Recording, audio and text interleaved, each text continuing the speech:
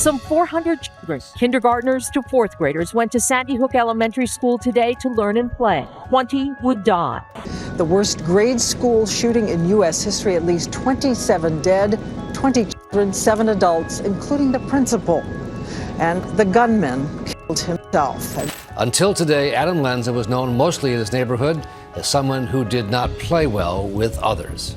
I was in the gym and I heard I heard like 7 loud booms, and the gym teachers told us to go in the corner. So we all huddled, we started crying. December 14th, 2012, 20-year-old Adam Lanza, a man with several mental and behavioral disorders, shot and killed his mother before driving off. While everyone thought that would be the end of the tragedy, no one expected that Adam was heading to Sandy Hook Elementary School in Connecticut to carry out the deadliest elementary school shooting ever seen in the United States. Here are the worst mass shootings in U.S. history. In a matter of seconds, a country music festival turned tragic, a storm of gunfire raining down upon an innocent crowd. Stephen Paddock, an unassuming 64-year-old with no criminal record, is now allegedly the man behind the deadliest mass shooting in modern U.S. history. September 25th, 2017, Stephen Paddock checked into room 135 on the 32nd floor of the Mandalay Bay Hotel. As he enlisted the help of hotel staff to carry his luggage to his room, little did they know that they just accommodated the person who would commit the deadliest mass shooting by a lone gunman in American history. Stephen Paddock was a retired accountant and real estate investor who lived in Mesquite, Nevada, about 80 miles northeast of Las Vegas. He was known as a high-stakes gambler who often wagered heavily at casinos and received complimentary benefits such as rooms and meals. He was twice divorced, had no children, and lived with a long-term girlfriend who was out of the country at the time of the attack. Paddock's father had been a bank robber once listed on the FBI's most wanted list, but Paddock himself had no serious criminal record beyond traffic citations.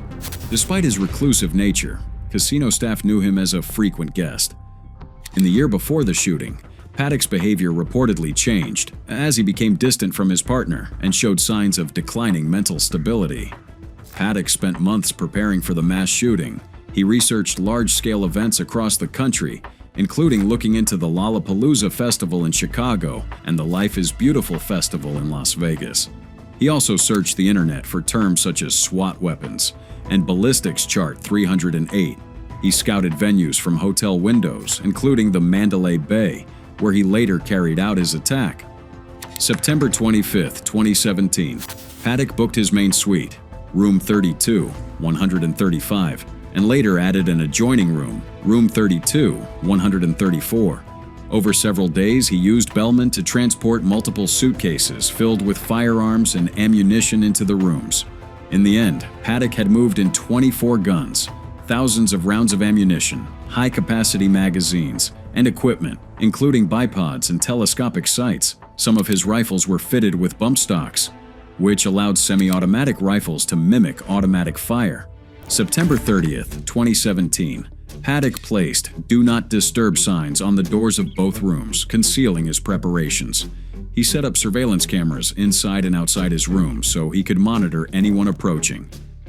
Investigators later found a handwritten note inside, showing he had calculated distances, bullet trajectory, and wind conditions from his vantage point down to the festival grounds. The careful planning highlighted his intent to maximize casualties and prevent early detection. October 1st, 2017, Paddock started shooting at 10:05 p.m.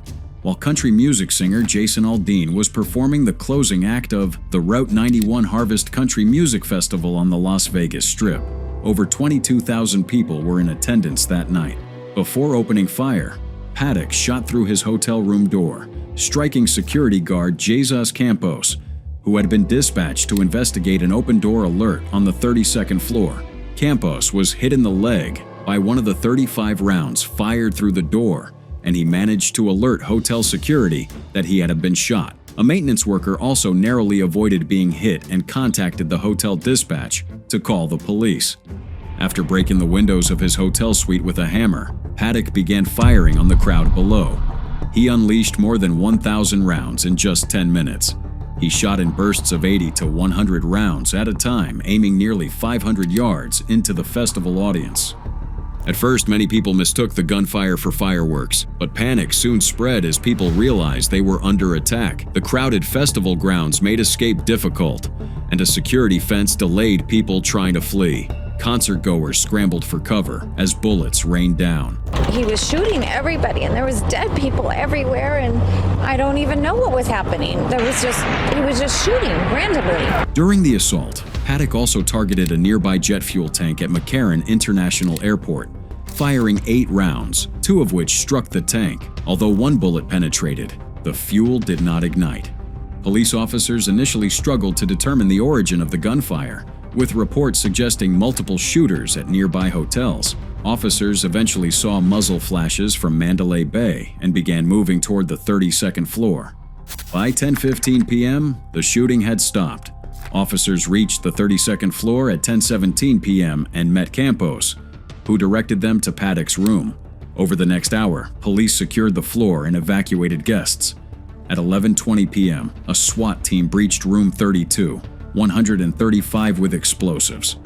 Inside, they found Stephen Paddock dead from a self-inflicted gunshot wound to the mouth. A revolver lay near his body, alongside the arsenal he had assembled. At 11:27 p.m., officers confirmed over the radio that the suspect was down. The aftermath was devastating. 58 people were pronounced dead after the attack, with 2 more dying later from their injuries.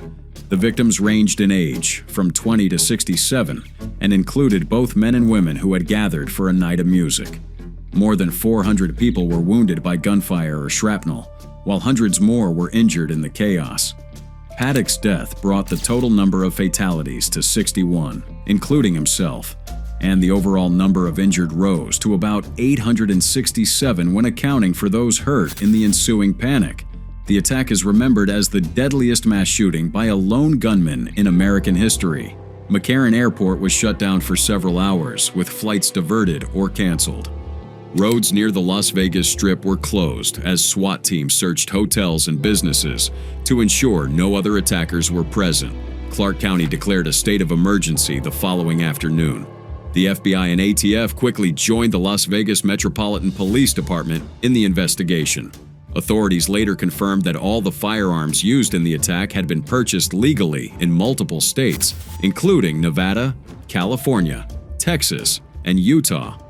The investigation ruled out the involvement of a second gunman or a broader conspiracy, and no definitive motive was ever established. Despite reviewing Paddock's finances, gambling history, medical records, and personal relationships, investigators were unable to identify a clear reason for why he carried out the attack. In the years following the shooting, lawsuits were filed by hundreds of victims, alleging negligence by MGM Resorts International, the owner of Mandalay Bay. In 2019, MGM agreed to an $800 million settlement, which was approved in 2020. The attack also led to national debate about gun laws, particularly regarding bump stocks. Police have confirmed there's been a shooting in downtown Orlando. We got about 20 gunshot victims.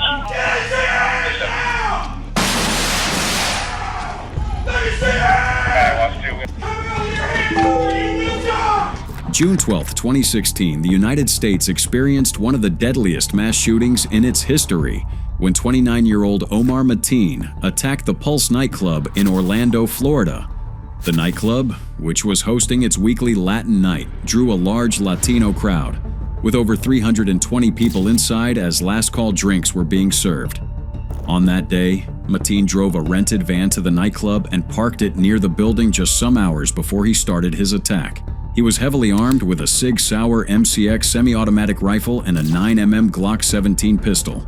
Dressed in a plaid shirt and tan cargo pants, he entered the building at 2:02 a.m. through the southern entrance, bypassing an off-duty Orlando Police Department officer working security.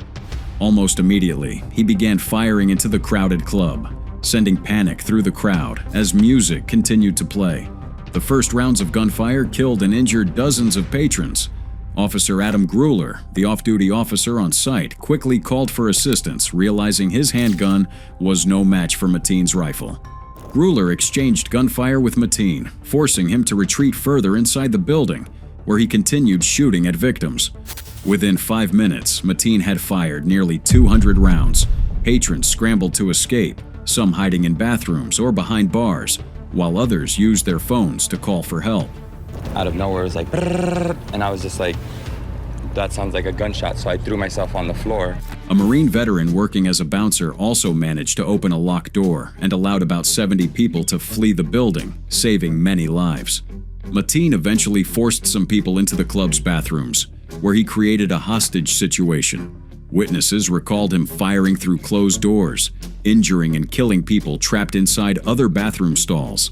Survivors reported that he claimed to have explosives and snipers positioned outside, creating further fear among those trapped. Others said he declared he would not stop the attack until America ended its military operations in Syria and Iraq. By 2:09 a.m., the club posted an urgent message on its Facebook page telling people to escape. A few minutes later, Mateen made the first of several 911 calls, swearing allegiance to ISIS leader Abu Bakr al-Baghdadi and referencing the recent death of ISIS commander Abu Wahib ad-Dacha as the event that triggered his attack. He also compared himself to the Boston Marathon bombers and invoked the name of an American suicide bomber who had joined extremist groups in Syria. Investigators later confirmed that Mateen had known the bomber casually from attending the same mosque. As law enforcement flooded the scene, the Orlando Police Department and Orange County Sheriff's Office deployed over 100 officers, while fire and rescue personnel worked to save the wounded. SWAT teams soon arrived, but officers initially held their position after Mateen retreated into the bathrooms with hostages. Police negotiators contacted him by phone 3 times, during which Mateen claimed he had bombs strapped to his body and explosives in his vehicle outside that could destroy city blocks. He also told negotiators he planned to strap explosive vests to hostages and detonate them. Meanwhile, his wife, Noor Salman, sent him text messages after receiving calls from her mother asking about his whereabouts. Mateen texted back, asking if she had seen the news, and later told her he loved her. She repeatedly tried to call him, but he did not answer. Police eventually brought her in for questioning as the attack unfolded. At 5:07 a.m., SWAT officers created an entry point by driving a Bearcat armored vehicle through the bathroom wall. They deployed flashbang grenades, drawing Mateen into the hallway. A firefight soon broke out, with Mateen exchanging gunfire with at least 11 officers. In the end, he was struck 8 times and was pronounced dead at 5:17 a.m. When the standoff ended, 49 victims had been killed and 53 others were injured, with some in critical condition. 39 people, including Mateen, were pronounced dead at the scene, while 11 others later died at local hospitals. In the aftermath, investigators uncovered Mateen's online activity in the hours leading up to the shooting. He had posted messages on Facebook pledging vengeance for U.S. military strikes in Iraq and Syria and searching for content related to terrorism. His father later told reporters that Mateen had expressed anger after seeing a same-sex couple kiss months earlier. But the FBI found no evidence to support claims that he had ties to the LGBTQ community or was motivated solely by anti-gay bias. The FBI conducted an extensive investigation into his motives and connections. Agents determined that despite Mateen's claims of allegiance to ISIS, there was no evidence that the group directed or coordinated the attack. Instead, officials concluded that he acted alone, inspired by extremist propaganda and anger over U.S. actions abroad. The attack is considered the deadliest terrorist attack in the country. Mateen's wife, Noor Salman, was later charged with aiding and abetting terrorism and obstruction of justice, though she was acquitted in 2018 after a jury found insufficient evidence that she had foreknowledge of the attack. The deadliest campus shooting in U.S. history. At this afternoon hour, at least 30 people believed to be killed on the campus of Virginia Tech University. He came into our class, shot the person that was sitting next to me, shot our professor. Then I hid under the desk, and then he proceeded to shoot everybody else in our class, practically. There were probably 15 to 20 people in our class, and he shot maybe 10 to 15 of them. April 16, 2007 began like any other day at Virginia Tech in Blacksburg, Virginia. Students headed to class, professors prepared lectures, and the campus bustled with routine activity. But before the morning ended, the university would become the site of an attack so devastating that it remains the deadliest school shooting in U.S. history. In the years before the shooting, Seung-Hui Cho, a 23-year-old senior studying English, displayed troubling behavior that went largely unaddressed. He had been diagnosed with selective mutism and severe depression during his school years and received therapy and special education support. Also, in 2005, after he was accused of stalking 2 female students, a Virginia judge declared him mentally ill and ordered outpatient treatment. However, because he was not institutionalized, he was legally able to purchase firearms. He bought the pistols he later used in the attack after clearing background checks that did not reveal his mental health history. On the morning of April 16, 2017, Cho began his attack at West Ambler Johnston Hall, a dormitory on the Virginia Tech campus. At approximately 7:15 a.m., he shot and killed 2 students, Emily Hilscher and Ryan Clark. He then returned to his room, where he left behind writings and a manifesto explaining his motives. About 2 hours later, Cho moved across campus to Norris Hall, an academic building, where he had prepared in advance by chaining the main entrance doors shut to delay police entry. Cho entered the building armed with a 9mm Glock 19 and a .22 caliber Walther P22 and began firing into classrooms. He targeted 4 classrooms and a stairwell, shooting both students and faculty members. Some students attempted to block doors to protect their classmates, while others jumped from windows to escape the gunfire. 6 people were injured during these desperate attempts to flee. In less than 20 minutes, Cho fired 174 rounds. Police responded quickly after receiving the first emergency calls from Norris Hall. At 9:42 a.m., a SWAT team arrived within 10 minutes, but was delayed by the chains on the entrance doors. Officers had to force entry through another door and then move toward the sound of gunfire. By the time they reached the second floor, Cho had already shot himself in room 211, where he had killed or injured most of the occupants. He was found dead with his weapons beside him and over 200 rounds of unused ammunition in his possession, showing he was prepared to continue his attack if not stopped. In the aftermath, the full scale of the massacre became clear.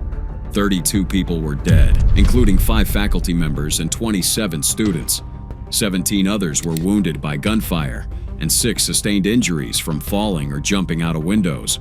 Many victims were shot multiple times, with 28 of the 32 killed sustaining gunshot wounds to the head. The use of 9mm hollow point ammunition increased the severity of injuries and contributed to the high fatality rate. Investigators later discovered that between the first and second attacks, Cho had mailed a package to NBC News. The package included a manifesto, photos, and video recordings in which he expressed anger toward wealthier classmates, criticized what he described as corruption in society, and referred to the Columbine High School shooters as martyrs. You had 100 billion chances and ways to have avoided today, but you decided to spill my blood. You forced me into a corner and gave me only one option. The decision was yours. Now you have blood on your hands that will never wash off. The materials were aired on national television, though media outlets were criticized by families and officials for giving Cho a platform after the massacre. August 2007, the Virginia Tech Review Panel, created by the state to investigate the events, released a detailed report. The report concluded that gaps in communication, misinterpretations of privacy laws, and failures in the mental health system contributed to the tragedy. It also noted that university officials did not respond quickly enough after the first 2 murders, as students were only alerted by email at 9:26 a.m., nearly 2 hours later, by which time Cho was preparing for his second, larger attack. The panel also revealed that Cho's outpatient treatment order in 2005 had not been reported to Virginia's Central Criminal Records Exchange, which would have barred him from purchasing firearms. In response, Virginia closed this loophole, and on January 5, 2008, President George W. Bush signed federal legislation strengthening the National Instant Criminal Background Check System to prevent similar cases. Following the massacre, Virginia Tech canceled classes for the rest of the week and held memorial events. Counseling services were provided to students and faculty, while the American Red Cross sent crisis counselors to the campus. Norris Hall was also closed for the remainder of the semester, and vigils and tributes were held across the nation. However, the massacre also resulted in legal actions. June 17, 2008, Judge Theodore J. Markow approved an $11 million settlement in a lawsuit filed by 24 families of the victims. The settlement also covered 18 injured survivors, providing for their lifelong medical needs. 2 families chose not to file claims, and 2 cases remained unresolved. Till today, the massacre is still the deadliest school shooting in United States history and the worst mass shooting in Virginia. Some 400 children, kindergartners to 4th graders, went to Sandy Hook Elementary School today to learn and play. 20 would die. The worst grade school shooting in U.S. history, at least 27 dead, 20 children, 7 adults, including the principal. And the gunman killed himself. Until today, Adam Lanza was known mostly in his neighborhood as someone who did not play well with others. December 14, 2012, the town of Newtown, Connecticut, became the site of one of the deadliest school shootings in United States history. The gunman was 20-year-old Adam Lanza, who lived with his mother, Nancy Lanza. That morning, before leaving for Sandy Hook Elementary School, Adam shot and killed his mother in her bedroom with a .22 caliber Savage Mark II rifle. After killing her, Adam took her car and drove to Sandy Hook Elementary School, where he had once been a student. In the years before the attack, Adam Lanza struggled with serious mental health issues. He had been diagnosed with Asperger's syndrome as a teenager and also suffered from depression, anxiety, and obsessive-compulsive disorder. Reports later showed that his condition had worsened over time, leaving him increasingly isolated. She homeschooled him and everything. So she, like I say, I knew he was on medication, but that's all I know. He also rarely allowed anyone into his room, taped garbage bags over his windows to block sunlight, and had a deep obsession with mass shootings. His computer was filled with files on earlier attacks, including the Columbine High School massacre and videos showing gunshot suicides. Despite his declining state of mind, Adam had access to firearms through his mother, who legally owned multiple guns and often took him and his brother to shooting ranges. In preparation for the attack, Adam chose his mother's legally purchased Bushmaster XM 15E2S rifle, along with 10 30-round magazines.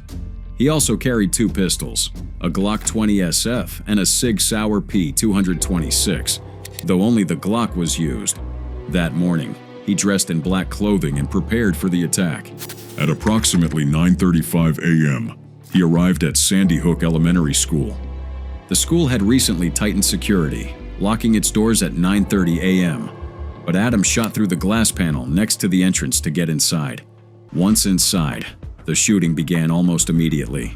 Principal Dawn Hochsprung and school psychologist Mary Sherlock were in a meeting with faculty members when they heard the first gunshots. Along with lead teacher Natalie Hammond, they rushed into the hallway and encountered Adam. Both Hochsprung and Sherlock were shot and killed, while Hammond was shot in the leg and wounded again before she managed to crawl back into a conference room and barricade the door. The sound of gunfire spread through the school, and some of it was transmitted through the intercom system that had been in use for morning announcements, alerting more staff and students to the danger. As Adam moved down the hallway, he targeted classrooms near the school's entrance. Most of the shooting occurred in 2 first-grade classrooms. He fired repeatedly, often shooting his victims multiple times and reloaded frequently, sometimes discarding magazines before they were empty. Teachers and staff tried desperately to protect students. Some hid children in bathrooms and storage closets, while others pushed furniture against doors. I was in the gym and I heard like 7 loud booms, and the gym teachers told us to go in the corner.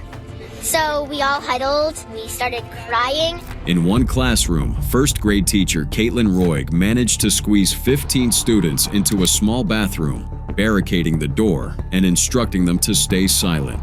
In the library, Staff members Yvonne Sech and Marianne Jacob moved 18 children into a storage room and blocked the door with a filing cabinet. These actions saved lives as Adam bypassed some locked or barricaded rooms. The shooting lasted only a few minutes. At 9:40 a.m., police arriving at the school heard the final gunshot, which was Adam taking his own life with his Glock pistol in one of the classrooms. By the time it ended, 26 people inside the school had been killed. The victims included 20 children and 6 staff members. Adam himself was found dead with his weapons nearby. Further investigations after the tragedy also revealed disturbing details. Adam had no criminal record and left behind no suicide note or written explanation. Police discovered that he had intentionally destroyed his computer hard drive before the shooting, making it difficult to recover any digital evidence. The final investigation concluded that he had acted alone and had spent considerable time planning his actions, though no clear motive could be established. Reports from the state attorney's office emphasized his deep mental health problems, his obsession with mass killings, and his access to powerful firearms as key factors that led to the attack. The tragedy devastated the town of Newtown, which had previously seen almost no violent crime. Sandy Hook Elementary had 456 children enrolled at the time, and nearly every family in the community was directly affected. The shooting also shocked the entire country, as it was not only the deadliest mass shooting in Connecticut's history, but also the deadliest elementary school shooting in the United States. In the years that followed, lawsuits were filed by families of victims against Nancy Lanza's estate, arguing that she had failed to properly secure her firearms. A settlement of $1.5 million was reached in 2015, distributed among 16 plaintiffs.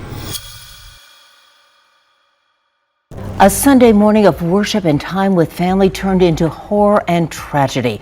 As a state, we are dealing with the largest mass shooting in our state's history. Sad to tell you, to confirm, at least at this moment in time, there are 26 lives that have been lost. November 5th, 2017, a white SUV stopped outside the First Baptist Church in Sutherland Springs, Texas, just after 11 a.m. The small congregation had gathered for its regular Sunday service, unaware that one of the deadliest attacks in state history was about to happen. The driver, later identified as 26-year-old Devin Patrick Kelly, stepped out wearing black tactical gear and a ballistic vest. He carried a Ruger AR-556 semi-automatic rifle and immediately began firing on the church from the outside. 2 people were struck down before he moved toward the side entrance of the sanctuary. Around 11:20 a.m., Kelly entered the building through the right side door while continuing to fire. The congregation seated in the pews for worship became his next target. Witnesses later described him walking methodically up and down the center aisle, shooting at nearly everyone inside. Authorities later determined that Kelly discharged roughly 450 rounds in a span of about 11 minutes. A church camera set up to record the service captured the attack from beginning to end, showing him reloading repeatedly before continuing the assault. The preparation for this mass shooting had begun long before that Sunday morning. Kelly had legally purchased multiple firearms despite a court-martial conviction years earlier for domestic violence during his service in the United States Air Force. But since the Air Force failed to report the conviction to the federal background check system, he was able to buy weapons, including the rifle used in the attack. In addition to this, Kelly had also developed strong anti-religious views in the years leading up to the shooting. After once volunteering briefly at a church in Kingsville, he later turned against religion, posting messages online ridiculing Christianity and expressing interest in shootings at places of worship. By the time the attack ended, 23 people were dead inside, 2 more were killed outside, and another victim died later at the hospital. This brought the total deaths to 26 people and 22 survivors who were left with life-altering injuries. As Kelly carried out the massacre, a resident, Stephen Williford, heard the gunfire and rushed to the scene with his AR-15 rifle. Taking cover behind a truck, Williford engaged Kelly and shot him twice, once in the leg and once in the torso beneath his body armor. Kelly dropped his rifle but returned fire with a handgun before fleeing toward his vehicle. Williford fired again as Kelly sped away in his Ford Explorer. I'm no hero. I am not.